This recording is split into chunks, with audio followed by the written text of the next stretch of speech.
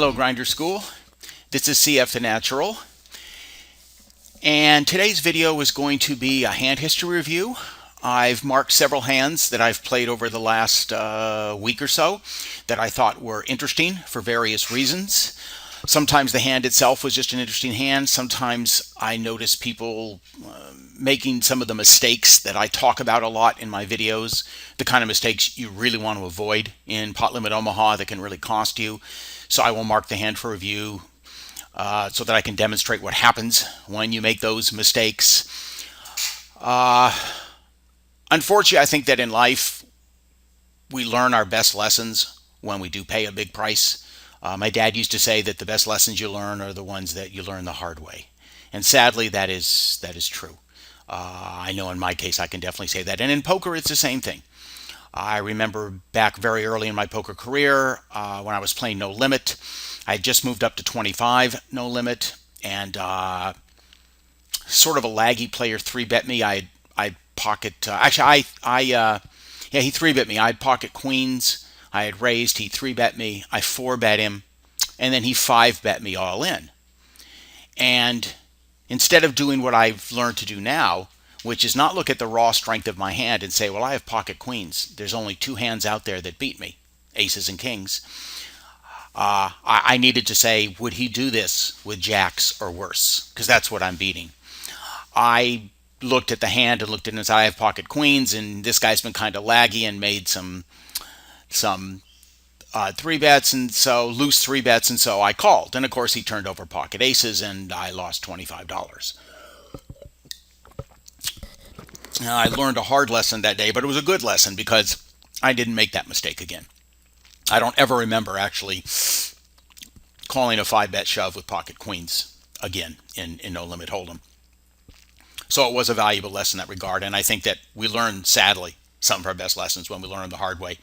It'd be nice if you could learn the lesson the easy way, meaning you make a huge mistake, but you don't really pay for it, but you learn the lesson. But we are human, and most of the time that doesn't happen. So let's get started on the review. I want you to focus on this player right here, on the button, this EAM. Notice his stats. Almost 60 hands, 197. You're not hallucinating. You're not imagining things. This is really his stats. 197. Yes, if you were to look up crazy, wild, outrageous, maniac, whale in the dictionary, there would be a picture of this player. Okay. As you can see, it's just the aggression factor doesn't really show as much as it is, but this guy is just nonstop aggression. Look at his 3-bet percentage, 88%. He literally 3-bets every single hand that he possibly can. He raises every hand he possibly can. He's played every single hand. He's not folded once in 59 hands. And so this is just complete random total aggression. You notice that he's up here. He was up to about, I think, $40 or $50 because there's so much luck involved in PLO. But basically every single hand, no matter what 4 cards he has, if he's the first in, he raises. If he's the second in, he 3-bets. And when the flop comes, he's very often betting. Sometimes he slows down. As you can see by his, he tends to bet on the flop, kind of slow down on the turn, and then on the river he'll blast it in again if he thinks, maybe you've checked on the turn and he's checked. But the point being, he's just a super crazy wild player, just a total drooler or whatever you want to call them. We each have our own terms, I guess. We get a limp. Of course, we already know what he's going to do. He's going to raise. In this case, I've got a nice hand. Double suited, connected cards. I'm not in position, sadly, but I want to see a flop. Because as we all know, if you hit something big against a guy like this, you're going to take a stack. And everybody's going to call for the same reason I am. Because they know that this guy is doing this with literally any 4 cards. Well, this is a pretty nice flop for me. I hit a wrap. Right, a 13-out wrap, 7, 8, 9, 10, jack. So any 7, any 8, any 10, any queen will give me a straight. And it doesn't matter if they're a spade because I also have the nut flush draw. So if you count that up, that's 18 outs. I have 18 outs to improve to a straight or a flush. I check. There's no reason to really bet here. I'm waiting to see what everybody else does.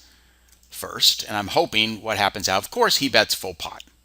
And we already know if he has hit this board with, say, top pair, two pair, a draw, he'll do this. If he's completely missed the board, he'll do this.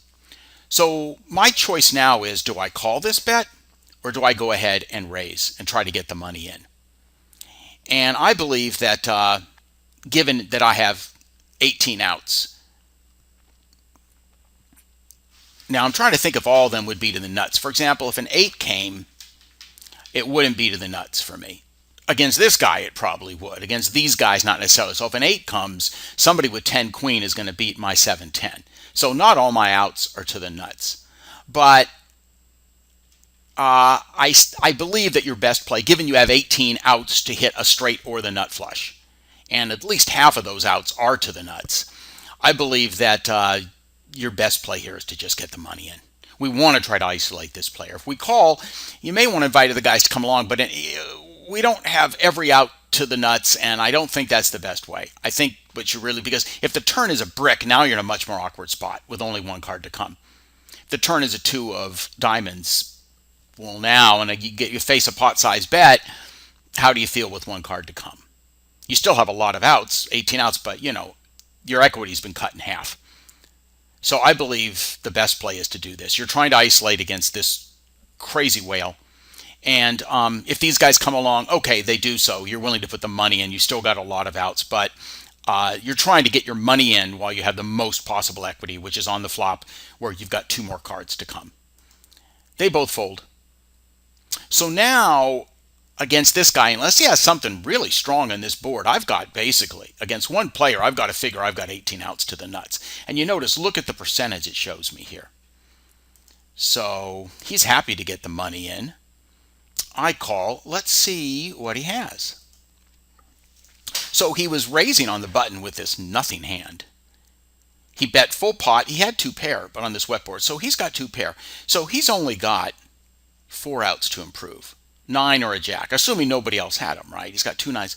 I've got those full 18 outs. Any 7, any 8, any 10, any queen, any spade.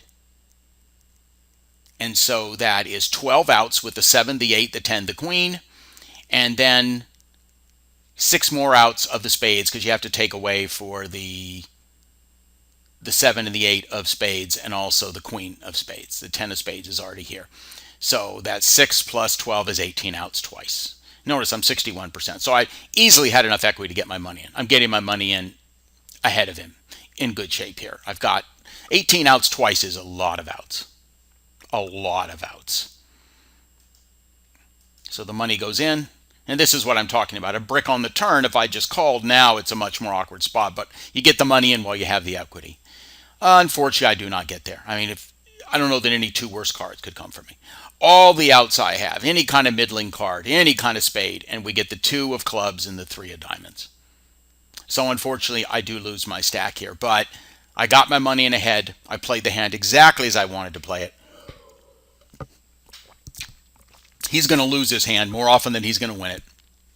And I was quite fine with that.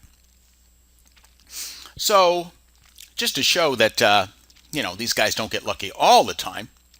So note that he ends up the hand with, $47, I guess. Okay, so let's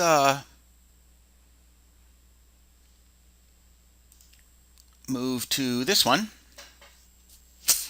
And so notice he was at 47. He's down to $19 now. So he lost back most of the money, which isn't surprising. And that was after 60 hands. So now 79 hands, he's 196. So you notice his play hasn't changed at all. He's up to almost 80 hands now. If we take a look at this, we'll see he's losing 270 big blinds per 100 hands. 270 big blinds per 100. So in a 20 PLO game, where the buy-in is $20, he's losing, what is that, $56? Because $40 would be 200 big blinds. Every 10 big blinds is $2. 14, I'm sorry, $54. So he's losing $54 every 100 hands. That's a lot of money. 54 bucks every 100 hands. That's hemorrhaging money, as I say. All right, so I'm under the gun, but I have aces with a suit. Nice hand. So I raise. I make it a min raise in this case because I know what's going to happen. When it gets to this guy, he's going to 3-bet me. He's only 3-betting 78%. So there's no point in making it larger because he's going to 3-bet for me. And depending on the action, then I can then try to 4-bet and get the money in. I don't like to get a ton of money in pre-flop, as you guys know, in PLO, but when you're up against a crazy maniac whale drooler like this guy, you want to get the money in. I may have lost that last hand, but given that he'll do it with any 4 cards, you want to get the money in against a guy like this because you're going to have a big edge. As big as you can in PLO, not as big as you would in Hold'em. So everybody folds, and shock of all shocks, he 3-bets me. Who'da thunk? Now, under normal circumstances, I'm just going to call this 3-bet in position and see a flop. But not against the whale of all whales. I go ahead and 4-bet. He 5-bets. I 6-bet. And the money goes in. And let's take a look at what he has. And so look at this, ace, king, 3, 6. So take a look, 70, 30. If you know anything about PLO, that is the largest, basically, pre-flop advantage you can have on somebody. I don't think you can have more than maybe 72% is the most you can possibly. The very best hand against the very worst hand is like 72 against 28, maybe. And it might be 70-30, but I think it's 72-28. So I have as big of an advantage as you can possibly have in the game of PLO against him. He's going to have to basically hit a spade flush to beat me, or like the flop's going to have to come 6-6-3 or something like that. I'm not going to win all the time, obviously, but I have a huge edge. Not as much as you'd have in Hold'em, where aces against, ace king or something, is going to be big. You're going to have a 80+%. But in PLO, this is as big as it gets. So let's see if I can get him back for what he did. And after this flop, all that does is give him a pair of kings. He's still going to have to hit a 2-pair to beat me, which, as we know, can happen. Luckily for me, I go up to 75% now, and luckily I managed to dodge out. So I take his whole stack back. So the money that I lost, I basically got back on this hand, and that busted him, and he left after that. He lost about $60, I believe. He bought in for 3 or 4 buy-ins, and then he finally left. But I love playing against guys like this because they can give you a lot of money. A lot of money. So let's move to our next hand. This is some 10 PLO. Get a limp, a min raise. This is a nice hand. Connected cards, double suited. We definitely want to see a flop here, so we're going to call that 10 cents, as is everybody else. Which is again why that raise is kind of meaningless. So I flop top pair, and I flop the second nut flush draw. Queen high flush draw, there's a king on the board, so there's only an ace high flush draw that can beat me. So this Fulmineo bets 30 cents into a $1 pot. Now take a look at this guy, 89.33. After 661 hands, so a decent sample. Horrible player. He's only winning 44% of his hands at showdown. Surprisingly, he's break even for the hands that I've observed on the deck. That's very surprising to me. He should be losing quite a bit of money. I guess he's been pretty lucky. But this is a very weak bet. Oh, I'm not going anywhere. With top pair and the second nut flush draw, I'm definitely not going in. It's given me a great price, 4.3 to 1. So I call. I'm not going to raise or anything. I don't have enough of a hand yet, but I'm certainly not going to fold. But whatever he has here, if he has a set of kings, or a set of nines, if he's just got a draw, whatever, he's giving everybody great odds to outdraw him. There's no hand he can hold here. No hand that is invulnerable on this flop, okay? He can have a set of kings plus the ace high flush draw, okay? He's still not invulnerable. It can go runner, runner, diamonds. The turn could be a 5, and the river could be a 7. Now you got 4, 5, 7, 9. Somebody can hit a straight that's got a 6, 8 in their hand or something. I mean, all kinds of things can happen. This is really stupid. Whatever your hand is, however strong, however weak. You can have the stone cold nuts right now. You can have very little. This is stupid. You're giving people a chance to outdraw you. And if somebody raises you, if you're doing this because you don't have a lot and you're trying to name your price, you're asking somebody to raise you who has a good hand, and you're just giving away money. So it's really terrible. And so, not surprisingly, 3 people call. Well, the turn now gives me top 2 pair, which is nice. The problem is there's a made straight out there. As you guys can see, 10 jack would be a straight. So I really can't get aggressive with this. With 3 opponents, it's very easy for someone to have 10 jack, because anybody with 10 jack is probably going to call that flop. And so I really can't suddenly start piling in money. So when he does this stupid bet again, giving me, almost over 8-1, I really can't make a huge raise here. Now, if these guys weren't here and it was just myself against him, then I could probably raise, because I got top 2 pair and I do have the flush draw. If he does happen to have 10 jack, I have outs. I can hit a full house, I can hit a flush. With 2 other players, I don't really, if I raise here and somebody else re-raises or calls, it's just a sick situation. I mean, it's just, I'm going to vomit on the floor. I mean, I'm going to be in bad shape if somebody wants to put in more money on top of my raise. I'm just going to, yes, I could have some outs if they have the straight, but it's just not something I want to back myself into. Not against multiple opponents. Like I said, maybe against one. So I just call again. And whatever he's doing this with is just, like I said, really ridiculous. And everybody calls, because look at the odds they're getting. This guy's getting over 10-1 on a call. Well, the river brings in the flush. I now have the second best hand possible. The only thing that beats me, there's no straight flush possible because I have the queen. Somebody cannot have jack, queen of club. They can have 8, 9, 10, but I have the queen. 8, 9, 10 jack, but they can't have a straight flush. And I have a 7. So all somebody can have is the nut flush. I have the second best hand possible. So here he goes again with the little tiny bet, 40 cents into 340. So now I have a decision to make. There's no more cards to come. Nobody's shown any strength. Am I just going to call this? With the second nuts, I feel like I'm not getting enough value here. And looking at this player, 89.33, I feel like he can do this with a straight, which I now beat. He can do this with a set, which I now beat. He can do this with a worse flush. He could have been naming his price all along with like a jack high flush. Now he hits his jack high flush and he's just too stupid to bet properly. So I feel like if I call the 40 cents here, I'm just not getting value. He's only got $2 left. So I raise, I put him in. The other 2 guys fold. He calls. Let's see what he had. He had, of course, the one hand in the entire deck that beats me. This has been a good hand for what are the odds, I guess. So if you look at how he played, he flopped bottom set.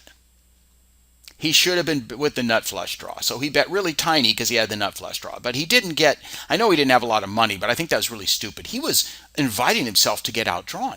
On the turn with that queen, somebody could have hit a straight, like I said.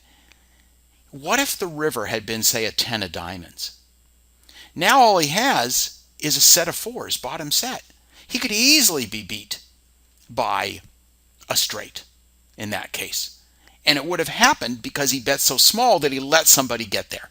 If this hadn't come on the river giving him the nuts, if somebody else had hit a better hand, it was because he bet so tiny that he let him get there.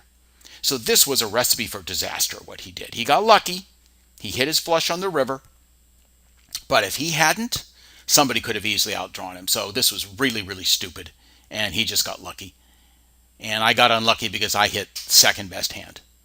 And something I seem to do a lot of. What are you going to do? All right, let's move to our next hand. This is some more 10 PLO. And it looks like we're going to have a big family pot. Again, I'm double suited, connected cards, 5, 6, 7, and then a king. So a suited king and a 5, 6, 7, out of position once again. Not good, but a very nice hand to see a flop. And here we have another, again, this stupid little min raise. Out of position. He's out of position to all these people, but he's going to min raise. Everybody's going to call. If you have a really good hand, if you have a so-so hand, if you have a horrible hand, it doesn't matter. That bet does not make sense. It's a waste of time. So everybody calls. I flop bottom two pair. And that's really about it. I mean, I do have two backdoor flush draws, one king high, one only six high. I don't really count those though. I mean, I have 5, 6, and a 7. I could get some kind of runner straight, but it would never be the nut straight unless it was like a 3, 4 that came, right? Even that wouldn't do it because somebody could have 5, 8. So I can't hit a nut straight no matter what. So I've just got bottom two pair. So I check. So this guy bets full pot. Well, you notice he's 89-26. And he's only winning 27% of his hands at showdown. He's lost almost 50 out of 66 hands. Look at that. He's lost 48 out of 66 hands at showdown. So he's obviously a really poor player. He's losing 422 big blinds per 100. Wow. At 10 PLO, he's losing $42 every 100 hands. That truly is hemorrhaging money, is it not? So when he does this, I don't necessarily think he has a set of jacks, right? Which would be the nuts right now. Could be outdrawn. That would be the nuts. Now this guy raises. Now this guy's not exactly a great player. 89-36. And he's winning less than 50% of his hands at showdown. So he's about break even, up a little bit, but that's only over the sample I have. But when this happens, even though these are both bad players, my two pair, bottom two pair, I might add, is toast. And I would fold any two pair here, I want to tell you guys. I don't care if I had jack 6, jack 7, 6, 7, doesn't matter. I would be folding. If I had bottom set here, I would think about folding. It's just so likely somebody has a higher set. But definitely this is going to be gone. This guy doesn't have any money left. He goes in, but I go ahead and fold. And this guy's happy to call. I think we can see the money. So let's take a look at what these guys have. So he bet full pot with just an open-ended straight draw, 6, 7, 8, 9. That's horrible. I've said it many times, people, in PLO, that is not enough of a hand to stack off with, a naked open-ended straight draw. You need something else along with it, like two pair,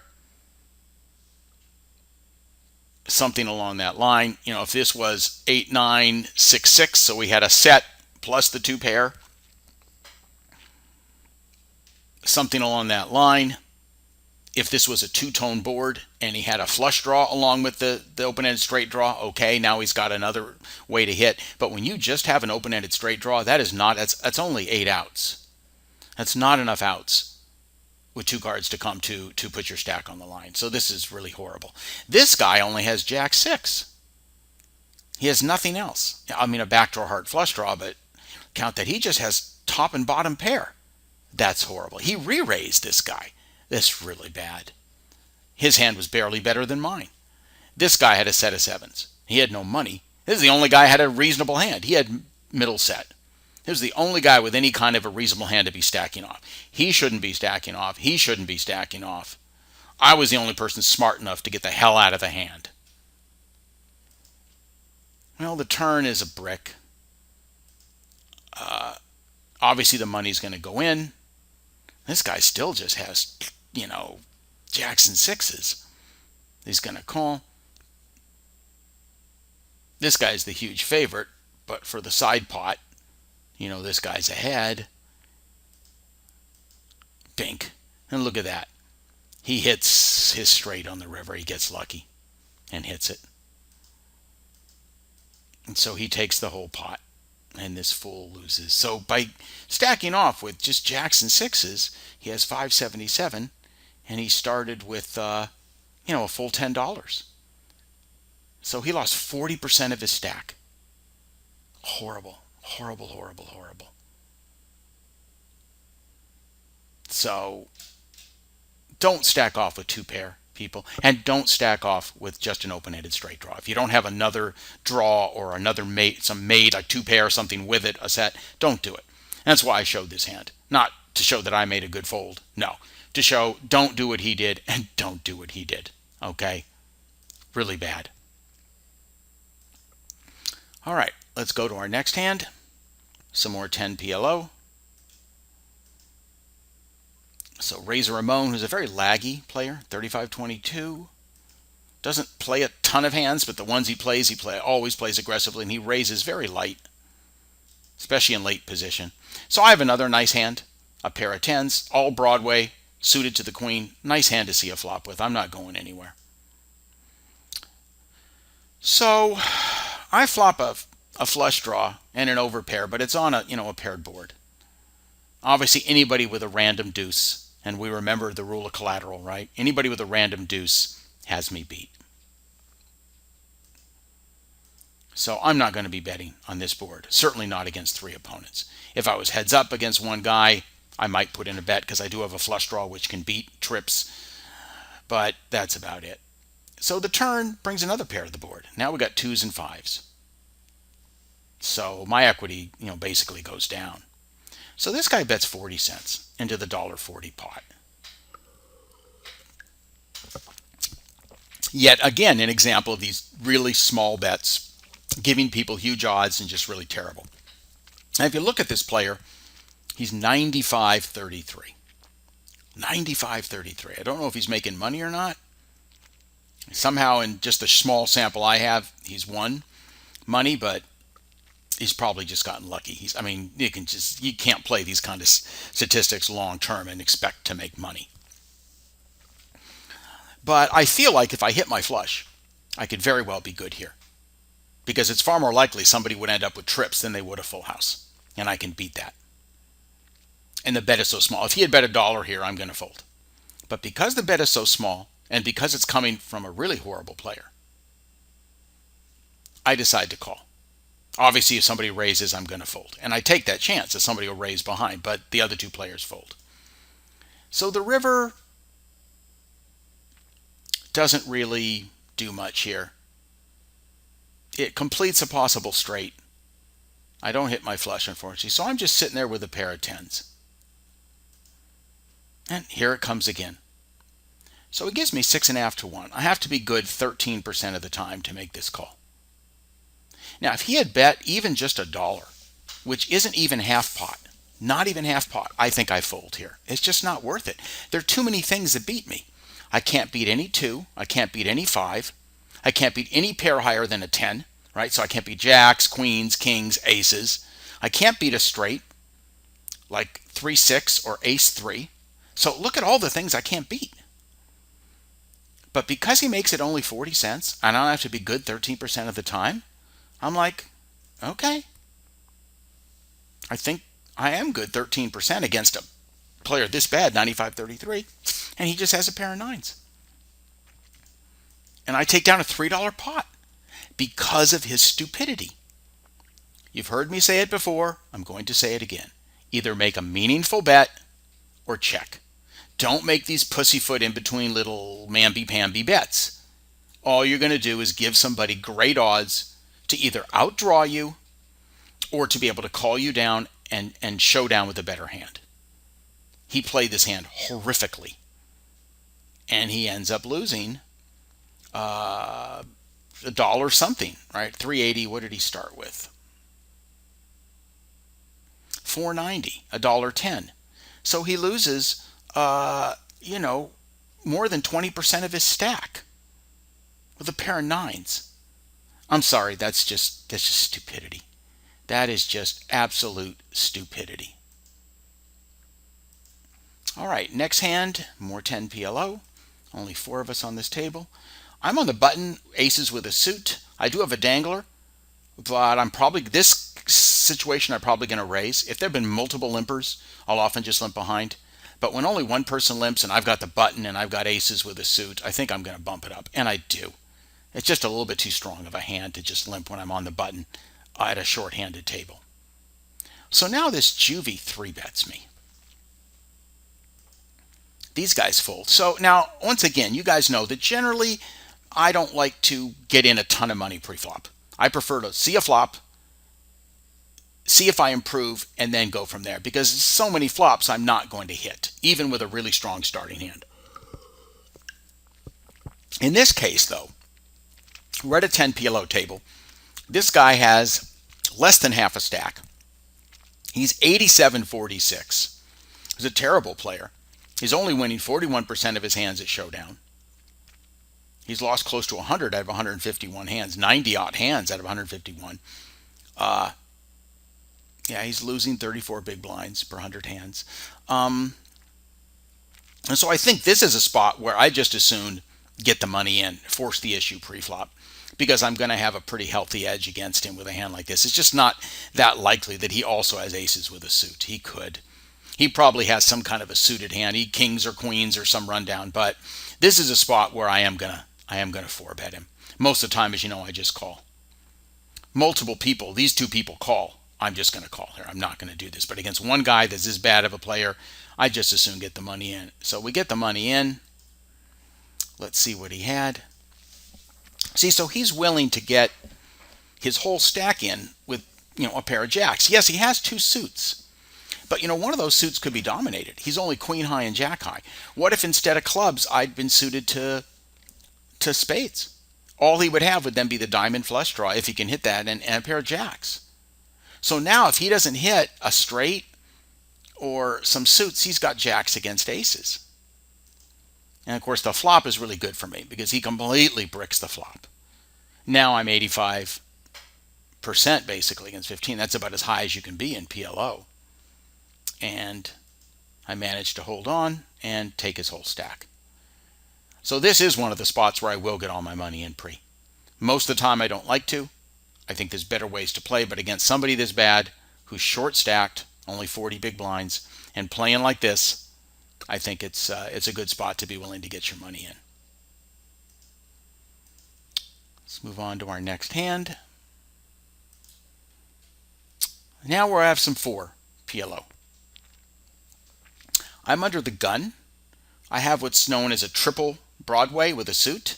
The 6, of course, is a dangler, but king, queen, jack with a suit. You can raise this hand. You're under the gun. That's the problem, although we're only 5-handed. So I guess you're technically in the cutoff, but not exactly, but you are. This is a spot where I'll generally try to limp in if I can. I'm prepared to call a raise. I have a good enough hand, but if I can get in cheaply, that's ideal. So I do. I limp. So this guy does raise. Notice 87-19. A very poor player. And look at him, 27% at showdown. He has lost 40 out of 55 hands at showdown. That's really terrible. He's losing 360 big blinds per 100 hands. Wow. Once again, this is somebody that is hemorrhaging money. Maybe only 4 PLO. I don't know what stakes he's playing besides this, but that's a lot of big blinds to lose per 100. So I'm pretty sure I'll be calling this raise. Everybody else does, and I certainly do. Because again, if I get lucky, I pick up the second nut flush draw. And I also pick up a gut shot. 8-9, jack queen, a 10 would give me a straight. So I don't smash this board, but I certainly pick up some equity. Mostly the flush draw. I have the second nut flush draw. So if nobody has an ace high flush draw, then any heart is going to give me the stone cold nuts unless it paired the board and somebody hit up full house. So of course I'm going to check. And this guy in the button bets full pot. Not exactly a strong player. He certainly could have a draw like I do. He could have 2 pair. He could have a straight. There is a made straight out there with 6-7. And if you have 6-7 and you don't have a flush draw, you would want to bet 90 cents, that's for sure. So if he does have something like that, a set on this board, and you're trying to protect it, yeah. Although on this board, a set against 4 people, boy, it's you're in a tough spot. This isn't a very good board to flop a set on. This is the kind of board I flop a set on. You got to be careful putting your money in against multiple opponents on this board with a set, let me tell you. And 2 pair, it'd be suicide. You'd be stupid. A set, boy, you'd depends on the action, but you can get outdrawn in a heartbeat on this board with a set. So this guy calls. Well, now I'm getting 3-1, and I've got my flush draw and a gut shot. So I think it's worth it to see one more card. If a heart comes, I very possibly have the nuts. If it doesn't, then I let the hand go. So I do call. Well, I don't hit a heart on the turn, but I hit the nuts straight. I hit my gut shot. So now 8, 9, 10, Jack, Queen. That gives me a very nice hand. This guy checks. So the question is, do I check and hope that this guy bets again, or do I just bet? Well, he's only got 87 cents left. That's the thing. If this guy had a couple $3, now I'd really have to think, well, what's my best way to try to maybe get some money, right? But with 87 cents left, I'd rather try to get money in now because there's still the draw. He could be drawing to a flush or something, drawing to once the river comes, his equity's been realized. He can't get any more equity. I'd rather get the money while these two guys still have a chance to maybe hit something, because right now I do have the nuts. I could be outdrawn. The board can pair. A flush could come. Somebody could have the ace-high flush draw. So I'd rather get some money in now. So I go ahead and make a 2/3 pot bet because I want to put money in and get these guys all in while I have the nuts now.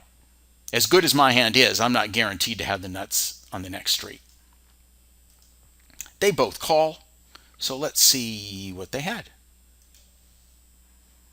All right. So this guy did have 6-7. So on the flop, he flopped the straight. So he made the right play betting 90 cents. I have no problem with that. I got to be honest, when the 10 comes on the turn, and now he has the bottom end of the straight, 6, 7, 8, 9, 10, and I bet that big, I understand he's only got 87 cents left, but if I'm sitting in his seat and knowing who I'm playing here, I know I'm beat. Because I'm never putting that much money in without a big hand. And so this is a crying call, is what I'm saying. It really is. You're just not going to be good. This guy has a set. Now here is what I'm talking about. He has a set on this board. This is a bad call. This is a really wet board. I don't have a problem with him calling maybe the flop bet, seeing if he gets lucky on the turn. When this comes in, now you got 8, 9, 10, 5, and I put that much money in, you're just not going to be good. You're not going to hit a full house often enough here. You have no other draw. He just cost himself another $1.20. Again, I understand, guys, we're not talking large amounts of money. I'm looking at it more in terms of big blinds. And so that is almost 25 big blinds that he's put in there. In fact, that is 25 big blinds exactly. 24 big blinds. And so I just think that's really poorly done. A set is just not going to be good when this kind of money goes in on a board this wet. The board doesn't pair on the river, and I end up taking down the whole pot with my straight. But I think that it was poorly played by both. Once the turn comes, I think these guys have to realize that they're beat. And because this is a cash game and not a tournament, you want to save whatever money you can. You're never truly pot committed in a cash game. Okay, let's check our time. Now we're only 38 minutes, so a lot of time. A couple more hands is all we have. Let's take a look here. This is some more 4 PLO. We get a limp. This is double suited, but it's not a particularly great hand. Because both of my flush draws are only 10 high. And as you've heard me say many, many times, if a lot of money goes in, you're never going to be happy with a 10 high flush draw. Even against one player. Against one player, I might feel better with, say, like a queen high flush draw. Then I might say, okay, if he has the ace or king high, so be it. I wouldn't get a ton of money in against a bingo bob or a solid tag like that with just a queen high. But if I'm up against one of these random sort of fishy players, I mean, look at this, 84-41, 59-18, more of a loose passive, 64, a loose passive, 67-3, a little more on the loose side, but loose passive, and 81-4.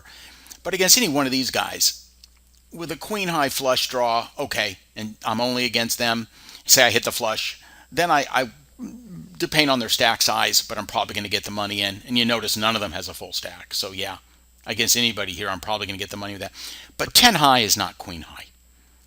The value of this hand, I mean, the suitedness could help me at some point if I get lucky, but I'm not going to be putting money in because I got a flush draw. I have a pair of tens, so I could hit a set, and a connected card with a seven. It's really not a great hand, but for 4 cents. If this was 20 PLO, I'd probably fold because somebody can raise and make it $1, and then you just don't want to be putting that kind of money in with a hand like this. For 4 cents, I decide to call. If somebody raises, I may still call because I can hit a set. But you got to be really careful with the suitedness, is what I'm saying. People see double suited and they're like, oh, double suited. Well, yeah, I got to play. Not if you don't have a high enough flush draw. No, it doesn't mean that much. If you don't have at least jack high or queen high on those suits, they're just not worth that much. So bear that in mind. I'm just trying to see a cheap flop and see if I get really lucky. And so, of course, this guy raises on the button. Now, he's kind of a laggy player, 59-18. And really more of a lag than a loose pass him because he's almost, 60-20, which is more of a lag in PLO. And you can see he's losing 120 big blinds per 100 hands. So he's not a very good player at all. And I played against this guy. I know him. He's not a very good player. But he only had 36 cents left. So he said, screw it, I'll just put in as much money as I can. A lot of guys do that. They get down to their last 30, 40, 50 cents. And they're unlike me, they rather than reload and they just like, well, screw it, I'll just put all the money in and who cares what happens. It's just, 40 cents or whatever. And that's what's happening here. That doesn't mean he has a big hand. So I decide to go ahead and see a flop. Once again, just hoping that maybe I get lucky and flop something. And I flop top set. On a somewhat wet board. We do have a spade flush draw, and I don't have it. We do have a straight draw, so 8-10. Somebody could have 7-9. Somebody could have 9-jack. Somebody could have some cards around that, like 7-jack-queen. There's draws out there with this hand. So this is not the wettest board you could flop a set on, but it's definitely not what I would describe as a dry board. Still, I'd rather have a set than not have one. So this Zoff 88, this 8441, and let's see what he's doing. Wow. I only have 37 hands on him. So over those 37 hands, clearly he's won a couple buy-ins. He's gotten lucky and gotten some money. Nobody plays 8441 over the long haul and makes money. He bets full pot. The range that he would do this with, boy, when you're 84-41, that's a good question. He could do this, in my opinion, with as little as a big pair, aces, kings, queens, and he could certainly have a draw here. He could have something like 9-jack. He could have an ace-high flush draw. I've seen people put this kind of money in with just, say, an ace-high flush draw plus a pair of tens, pair of eights, something like that. Or, say, a pair of aces or kings plus a flush draw. Effectively a naked flush draw, but he does have a big pair, which unless he can hit a set isn't going to mean much, against two pair or a set. But he could have a big pair with or without a flush draw. He could have a draw, a straight draw, something like that. I guess he could have a set too. He could have a set of eights. He could have a set of deuces. And I sure hope he does, because then he's drawn really thin. So clearly my options here are to call or to raise. I don't think I'm folding with top set, not on this board. Now let me tell you something. If this board was 8-9-10 or 9-10 jack, two spades, and I've got no spades, no draw, I would very possibly fold this hand. It's just so unlikely that my set is going to hold up. Okay, so unlikely that my set is going to hold up on a board like that where there's a lot of action. But in this case, it's wet, but it's not, that would be ultra wet. It's not that wet, so I'm guessing that I probably raise here. And I do. Yeah, I'm just going to try to get the money in. While I have, right now, nobody can have a better hand than me. I can be outdrawn. Notice 60% equity. I can be outdrawn. But right now, nobody can have a better hand than me. So I would rather, I also would like to get heads up against him. I really don't want to go against four people if I can avoid it. Now he has 10 cents left. He's not going anywhere. He's only got $1. He may not be. But if these guys had bigger stacks, I don't want to go four-way with a set. I just don't have enough ways to improve on a board like this. So of course Carlet does call. We already know the 10 cents is going in. And this guy didn't bet full pot to fold, although I've seen people do it. Let's take a look and see. So everybody's got some kind of piece of this board, it looks like. Well, this guy, he had started the hand with 36 cents, I think, so it didn't matter. He just has a pair of kings, so he has next to nothing, but he doesn't have any money. So this guy had the 7-9, actually the 6-7. So this guy had a wrap, 6, 7, 8, 9, 10. He also has a flush. His flush draw is only 7 high, and it's dominated by this guy's flush draw. But he had a wrap. I would not have bet full pot with the hand he had here. I understand he had a wrap, but I don't think it was that strong because he had the bottom end. He didn't have 9 jack. If he had something like that, 9 jack queen or something, a higher end wrap, and even then, along with say a nut flush draw, that's different. Then you want to get your money in. But his flush draw is very weak. He really just has the bottom end wrap. So a lot of his outs are not to the nuts, and now his flush draw is dominated. You can see it's only 23%. So I don't really like the way he played this hand. I think it's very poor. But he definitely has outs to beat me. A bunch of them. And my dog's barking to go out. I'm going to pause this. You guys will not notice anything, but... Okay. Back here. Now this player has... basically just the flush draw. He has a naked flush draw. That's it. And yes, he has a pair of 8s. In this case, you can see hitting an 8 isn't going to help him. I have a set of 10s going to give me a full house. So you've heard me talk that earlier I showed a hand where somebody got their money all in with just a straight draw, an open-ended straight draw, and that was a pretty terrible play. This guy gets his money in with just a flush draw. It's the nut flush draw, but it's just a flush draw, and that's a pretty terrible play. And this guy has a wrap, but his flush draw is no good, and a flush draw. His flush draw is no good. His wrap, he does, but look at how many outs I have to dodge here. This is kind of why I wanted to show this hand. This is how hard it is at Omaha guys to win with a set. I flop top set. The absolute nuts at this point in time. I'm only 44% to win this hand. Okay, because look at all the outs I have to dodge. I have to dodge a flush. I have to dodge a straight. If a king were to come, this guy would have a set of kings, and he would beat me. And he doesn't have any money in, but you get my point. Look at all the cards I have to dodge to win. I have top set, and I'm less than 50% to win the hand. You sure wouldn't see that happen very much in Hold'em. But I don't really have any other choice. I played the hand. I still want to get the money in. You don't want to try to mess around and then see bad cards come and be caught in a terrible spot. So I'm fine with how I played it. I'm just saying, look how tough it is to win with a set. So the turn brings a club flush draw out there. Now luckily I happen to have that, and my 10 high would beat his 9 high. He has a better flush draw, but he has no money involved, so that's okay.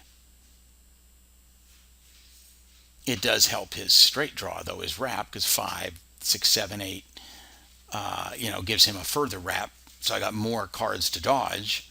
And luckily on the river, the 8 comes and gives me the full house. And I end up taking the pot down, beating everybody. But I had to dodge about 1,000,000 outs there to win that hand. It wasn't easy. And so this is a good example of just how tough it is in PLO to win with a set on even a somewhat wet board. But these two guys, I thought, played the hand very poorly. This guy had no money, it doesn't matter, but getting it in with just a naked flush draw is terrible. And he didn't have to bet that big on the flop and commit himself and do that. He has a wrap, but it's not that strong. I think he should have just tried to see a cheap turn card and then make a decision. So I don't like the way he played it either. That's just my take, but I don't. I think we have one last hand to go, and let's take a look at it. Alrighty, and this is some more 10 PLO. And so we get a small raise from this Alfio under the gun. You can see 88.47. Really, really bad player. I don't have a ton of hands with him, but I think he's a pretty big losing player. Yeah, 250 big blinds per 100 almost. 248 big blinds per 100 hands. Really bad. So yeah, this guy is not too good. Obviously, I'm going to be calling here. 5, 6, 6, 7. Not a big hand, but it is a rundown. The suit doesn't help a lot, but I could flop a set. I could hit a straight. I'm on the button.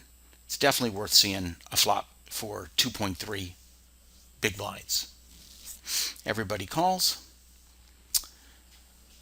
So I flop a full house, but I have the under full. Now, in no limit hold'em, you're never, ever, ever, ever, ever, ever, ever, ever going to let a hand like this go. But in PLO, you really have to worry about people with ace-x hands here. And as you know, people love to play, whether it's limped or small raises like this, ace-x hands.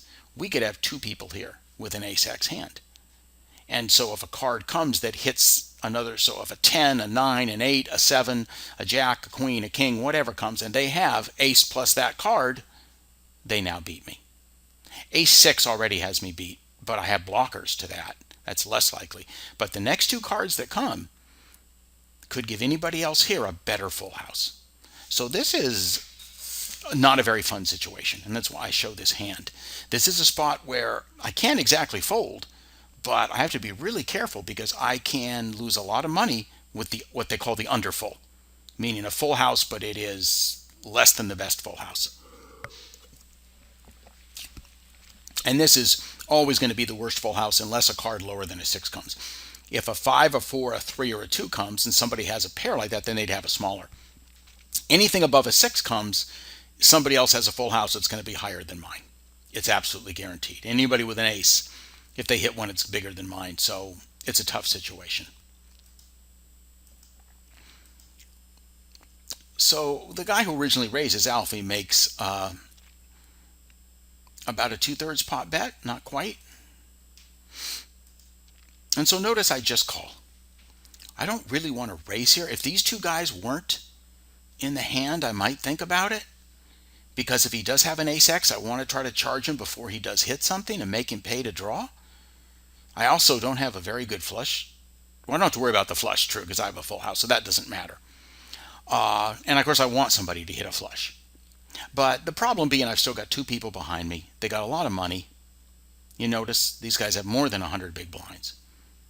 And so I don't want to start, and I started at about 100 big blinds, so I don't want to start committing all that money without really knowing where I stand. Also, a lot of people will still play a big pot with a nut flush on a paired board. And I would like somebody to hit a flush and think that they're good when, of course, my full house beats them. So I just called here. I'm not going to raise. If it was just myself and Alfie, then I'd have a decision to make. But in this case, with two people left, I really don't want to do that. And notice they both call. So we're starting to build a pretty big pot here. And like I told you, that doesn't exactly make me happy. So of course the turn is an overcard. I would rather see something smaller than a 6. Although, again, if it paired somebody with an ace, they're still beating me. So this brings a flush. And as I said, I've seen many people, players like this, 86-19, like this guy, 85-38, like this Alfie, all three of these guys. I've seen them play big pots with flushes on a paired board. They don't often, notice that that is a really risky play. Everybody checks. So now I got a decision to make. Do I want to check?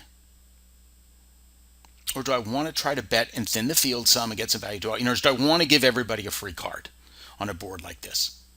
Because I think it's very possible that somebody, see, if somebody had an ace-x hand, they might now slow down because the flushes come. Remember, I can beat a flush. If you've got ace and then 3 more cards that are not a 6 or a 9, you can't beat a flush now. So I'm thinking the flush may have slowed everybody down. I don't really want to give a free card. But again, with the under full. So I thought for quite a while. I finally decided to go ahead and make a bet. And I bet a little over half pot, about 60% pot or something. Half pot would be 210, 282. Maybe that's closer to 2/3. Because I don't really want to give free cards. But this is a spot you could also check because you're still really uncertain with the underfull. This is a good example of, what are the odds? You have a really strong hand, but you don't have the nuts. So this guy calls, and now this guy raises. Just makes it a min raise though. Doesn't make it a maximum raise, makes it a min raise. Now this guy folds. Well, there's a lot of dead money out there. Okay, he had put money in before. He's already put in the 282. There's $15.51 out there. To make this call, I've got to be good 15% of the time. So the question is this guy doing this with a flush?